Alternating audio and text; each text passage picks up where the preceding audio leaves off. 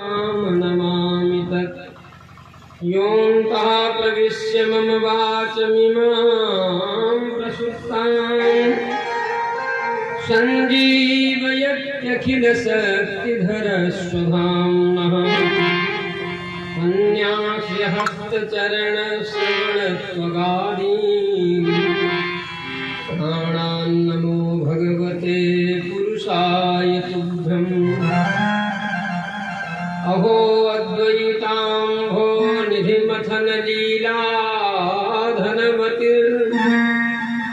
गुरुर्ब्रह्मानन्दो भवदिः यतीन्द्रार्पितपदः तदीयोऽयं शिष्यो विलसति सदा स्वेन तपसा मनोहरदासाख्या स्फुरति हृदि मे सौ गुरुवरः वर्णानामर्थसङ्घानां रसानां छन्दसामपि मङ्गलानां च कर्तारौ वन्दे वाणी विनायकौ भवानी शङ्करौ वन्दे श्रद्धा विश्वासरूपिणौ याभ्यां विना न पश्यन्ति सिद्धा स्वान्तस्तमीश्वरम् अञ्जनानन्दनं वीरं जानकीशोकनाशनं कपीशमत्सहन्तारं वन्दे लङ्काभयङ्करम् भक्ति भगवन्त गुरु चतुरनाम बपुएक इनके पग वंदन किए नासे विघ्न अनेक गिरावर्त जल बीच सम तहियत भिन्न न भिन्न वंदो सीताराम पद जिनहि परम प्रिय खिन्न कामी नारी प्यारी जिमि लोभी प्रिय जिमि दाम तिमि रघुनाथ निरंतर प्रिय लागो मोहि राम अपने अपने घर की सब काहू को पीर पीर सब घरन की धन्य धन्य रघुवीर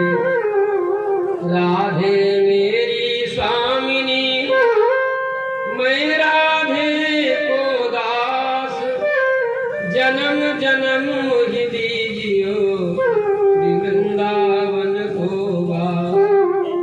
समस्त धर्मानुरागी सज्जन महानुभाव भगवत कथा शक्ति श्रोता बंधु मन वाणी और हृदय को पवित्र करने के लिए 2 बार भगवत नाम संकीर्तन तत्पश्चात भगवान की मंगलमयी कथा प्रारंभ हो। श्रीमन्नारायण नारायण नारायण श्रीमन्नारायण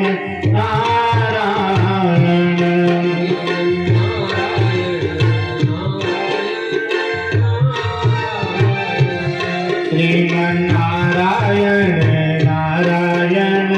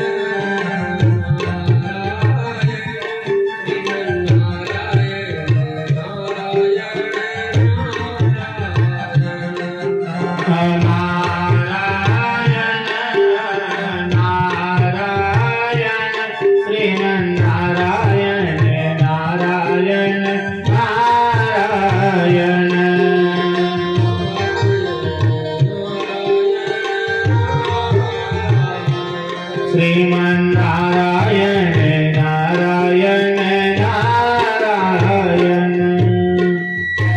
प्रेम से बोलो वृंदावन बिहारी लाल की जय हो पुराण पुरुषोत्तम भगवान की जय हो शिव श्री ग्रंथनाथ महाराज की जय हो काशी विश्वनाथ भगवान की जय हो श्री काल भैरव भगवान की जय हो शिव श्री अंजनानंदन हनुमान जी महाराज की जय हो संत समाज की जय हो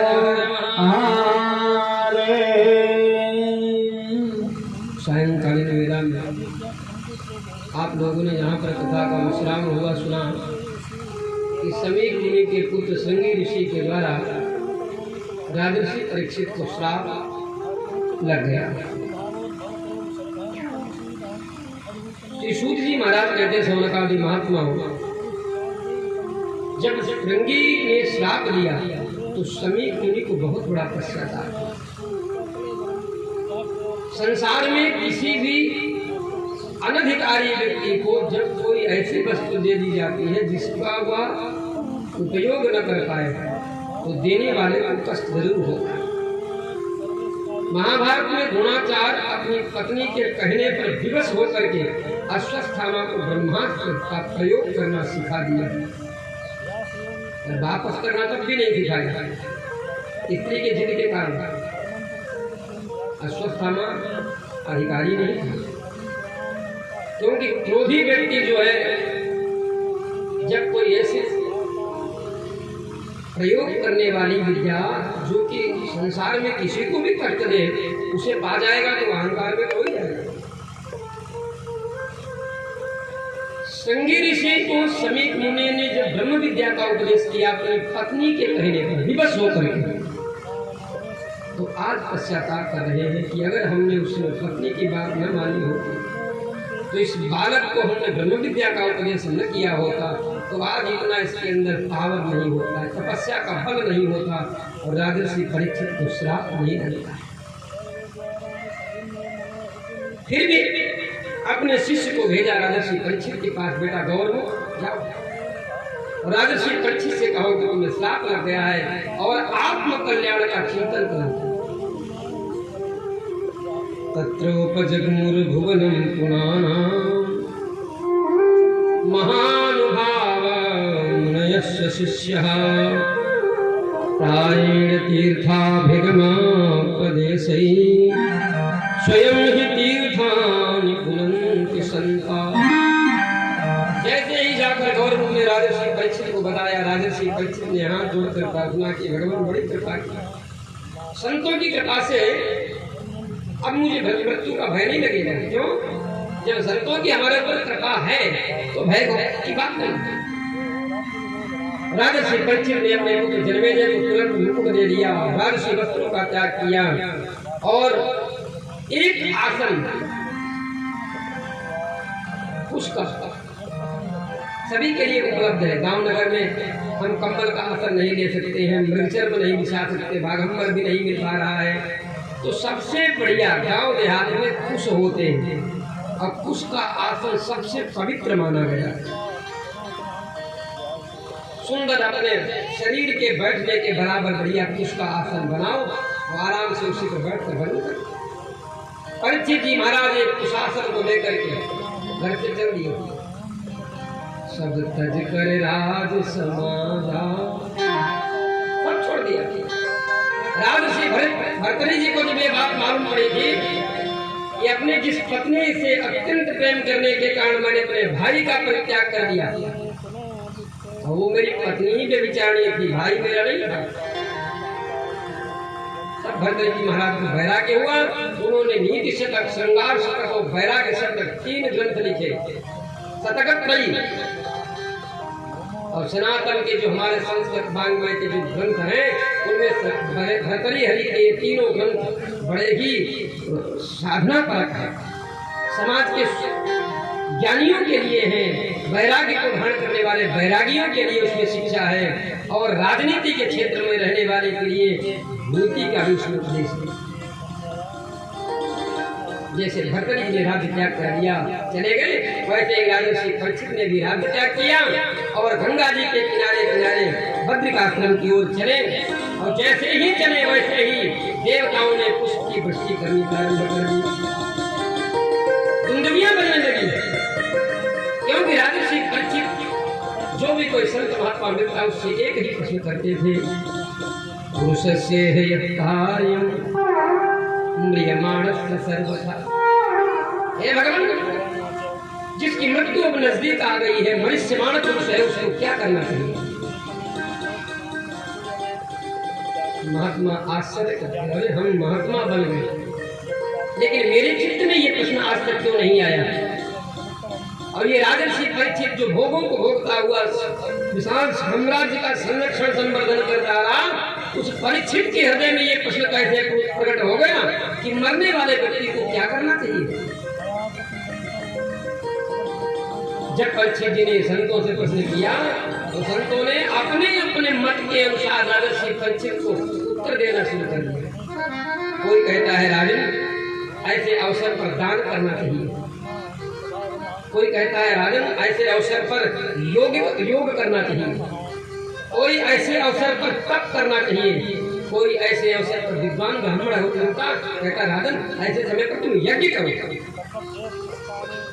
जो मिलता अपने अपने मत से अपने अपने विचार से राजर्षि परीक्षित को उपदेश करता है।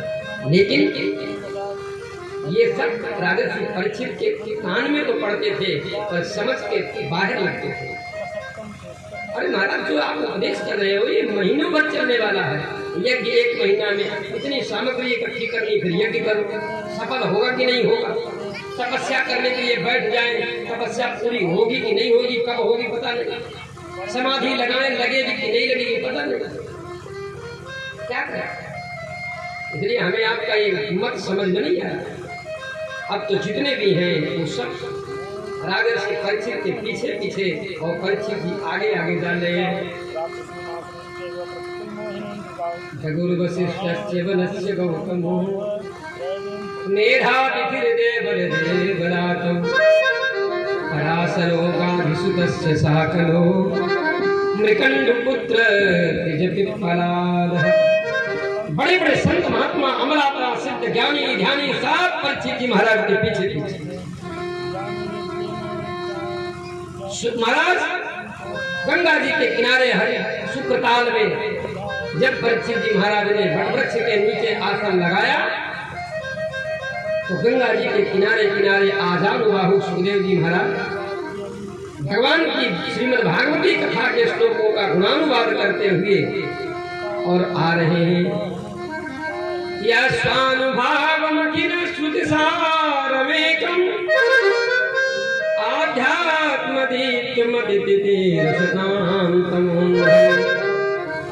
संसारिणां करुणयाः पुराणगुह्यं तं व्याससूपयामि गुरुमुनीनाम्। व्यास मंदिर श्री शुकाचार्य सुखदेव जी महाराज गंगा जी के किनारे किनारे सुरम्य बालुका पर चलते हुए, जिनके पैरों में जूता चप्पल नहीं है, लकड़ी की खड़ाऊ भी नहीं है, सुंदर सुरम्य कोमल बालुका पर सुखदेव जी महाराज भ्रमण करते हुए आ रहे। जैसे सुखदेव जी महाराज को सभी संतों ने देखा उठकर खड़े हो गए। परीक्षित जी महाराज भी खड़े हो गए, हाथ जोड़े। परीक्षित जी ने सुखदेव जी से भी प्रश्न किया, हे महाराज, हम आपसे एक प्रश्न पूछना चाहते हैं। भगवान, हमारे पास बहुत समय कम बचा है, 7वें दिन हमारी मृत्यु हो जाएगी। एक ब्राह्मण के बालक ने हमें श्राप दिया है, तो अतः पृच्छामि संसिद्धिं योगिनां परमं गुरुं पुरुषस्य यत् कार्यं म्रियमाणस्य सर्वथा। हे परम योगियों के भी योगी गुरु, हम आपसे विनम्र भाव से एक प्रश्न करना चाहते हैं कि हमारी मृत्यु का समय निर्धारित हो गया और मरने वाले व्यक्ति को, म्रियमाण पुरुष को अंत समय में क्या करना चाहिए? सुखदेव जी महाराज बहुत प्रसन्न हुए, दिव्य आसन पर